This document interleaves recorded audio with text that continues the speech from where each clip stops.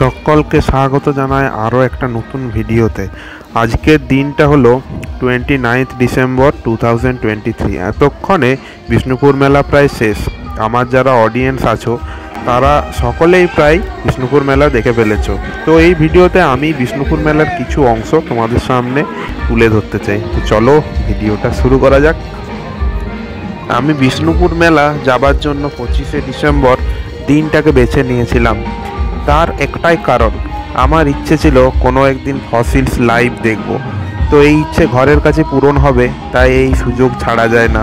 বিষ্ণুপুর মেলা পশ্চিমবঙ্গের এক অন্যতম বৃহত্তম মেলা, যা অনুভব না করলে যতই আপনি ভিডিও দেখুন ঠিক বোঝা যায় না।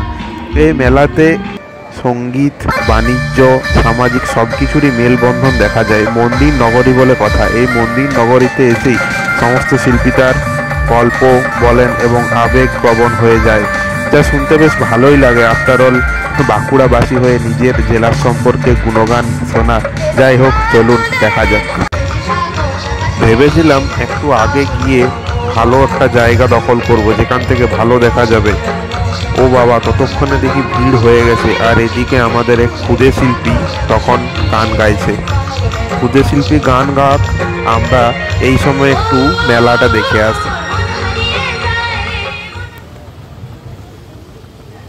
সুকুমার রায়ের আবোল তাবোল গল্পের 100 বছর পূর্তি উপলক্ষে বিভিন্ন অনুষ্ঠানে আমি দেখেছিলাম যে এই থিমটাকে নেওয়া হচ্ছে। কলকাতায় দুর্গাপূজাতে দেখেছিলাম, এখানে বিষ্ণুপুর মেলাতেও দেখছি এটাকে থিম হিসেবে সাজানো হয়েছে। বেশ ভালো মজাদার একটা থিম, দেখতে বেশ ভালো লাগছে।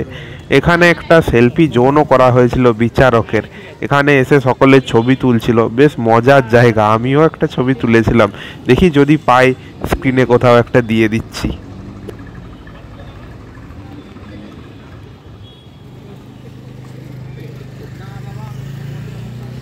বিষ্ণুপুর মেলা এতই একটা বড় মেলা যে কিনা 3টা মাঠ নিয়ে বসে।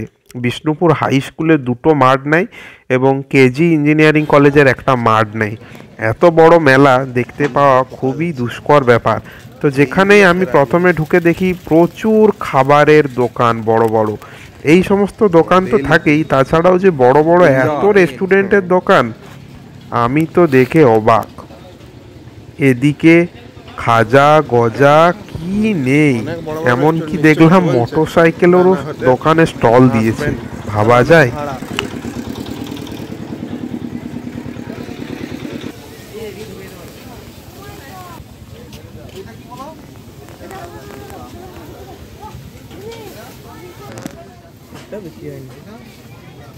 ভয়ঙ্কর আচার।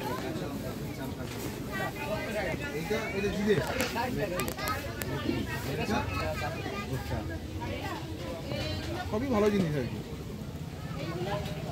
40 টাকা সব বলছে তো, সেদিকে 250 দাও।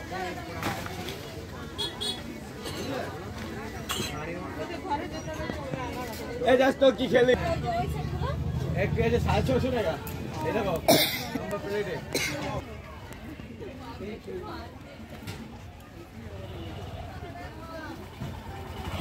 লিজা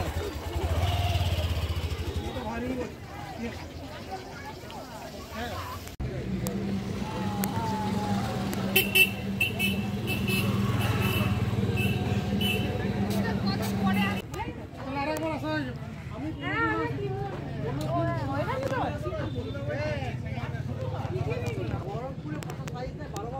কিন্তু এখানেও এরকম ওই কোম্পানির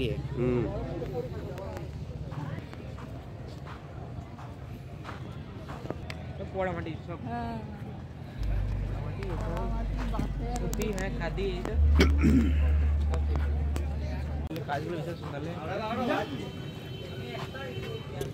মেলাতে অনেক ঘুরে ফিরে দেখলাম বিভিন্ন স্টলে বিভিন্ন রকম জিনিস, কয়েকটা জিনিস কেনাকাটাও করলাম।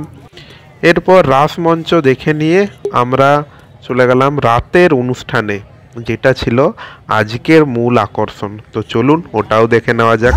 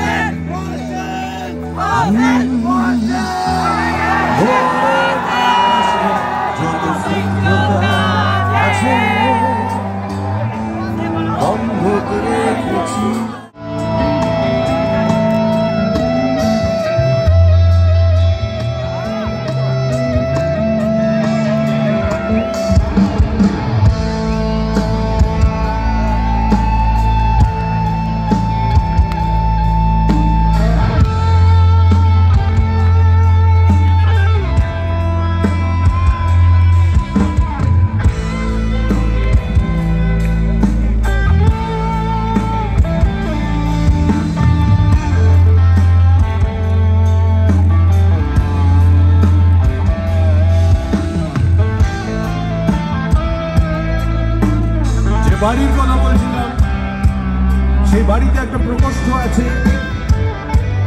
সেই প্রকোষ্ঠ বড় চেনা, মনে মনে সবাই সেই প্রকোষ্ঠে আশ্রয় নেয় কখনো না কখনো। সবসময় তারা সবার সঙ্গে দেখা করতে, কথা বলতে ইচ্ছে করে না, তাই মাঝে মাঝে একমাত্র ঠিকানা হয়ে ওঠে সেই একটা ঘর। আমার দেশ, আমার একলা থাকার অভ্যেস, আমি কিছুতেই ভাববো না তোমার কথা। ফোনের পাশে বসে তবু গভীর রাতে অগভীর সিনেমায় যদি প্রেম চাই নাটকে বিদায়, আমি আচ্ছন্ন হয়ে পড়েছি আবার চোখ ভিজে যায় তুমি গাও এই একলা ঘর।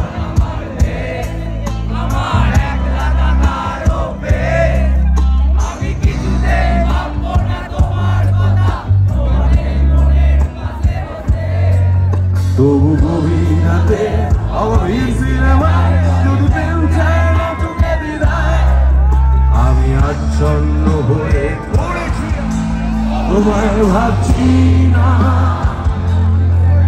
মনে পড়ছে না তোমাকে। তবু যাচ্ছি কি ফিরে যাচ্ছি কি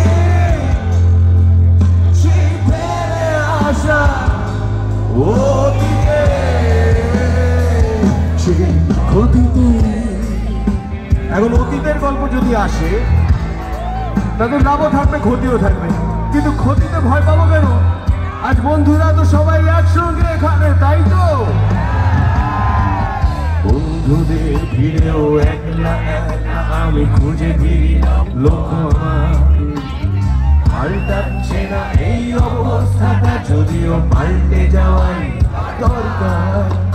তোমার বাড়ির পথে চলেছি আবার, বৃষ্টিটা সঙ্গ আমায়, জানালার কাছে তুমি দেখতে পাবে কি ঝাপসাটা ঘর বর্ষায়। না না যাচ্ছি না, কোথাও যাচ্ছি না, খুঁজে পাচ্ছি না সে পথটাকে। তবু যাচ্ছি কি ফিরে যাচ্ছি কি কোথায় সেই ভুলে যাওয়া তোমাকে।